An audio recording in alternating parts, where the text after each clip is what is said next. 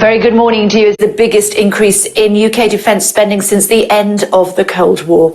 The Prime Minister says he's ending the era of retreat as he unveils an additional £16.5 billion over 4 years with a new Space Command, Cyber Force and Artificial Intelligence Agency.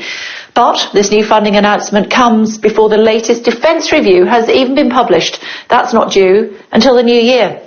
Our Foreign Affairs editor, Deborah Haynes, reports.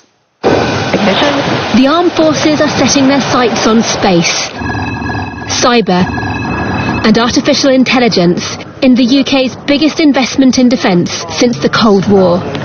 It's a victory for the military after a battle for funds with the Treasury.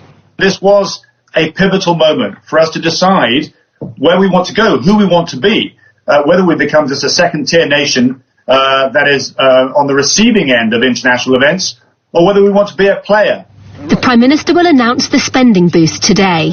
It's less than military chiefs need, but much more than they thought they'd receive. And this won't go unnoticed by Britain's closest allies, or foes. Boris Johnson said, "I've taken this decision in the teeth of the pandemic because the defence of the realm must come first. This is our chance to end the era of retreat, transform our armed forces, bolster our global influence." This includes a joint cyber force with the spy agency GCHQ and a new Space Command. There'll also be tough choices, so expect fewer of these. While a quarter of troops may one day be robots. But change is vital as Britain's enemies seek to launch attacks in new ways too. We know perfectly well that just as how we live, work and play is being changed fundamentally by digital age technology, so will the equipment and the ways of working in the armed forces. And unless we modernise our armed forces for the digital age, the country will be at great risk from those other nations that do.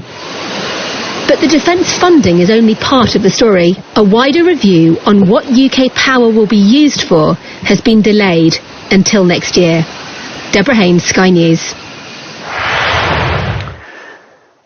Well, let's speak to the Defence Secretary, should we? Ben Wallace joining us this morning. Mr Wallace, a pleasure to see you. Thank you for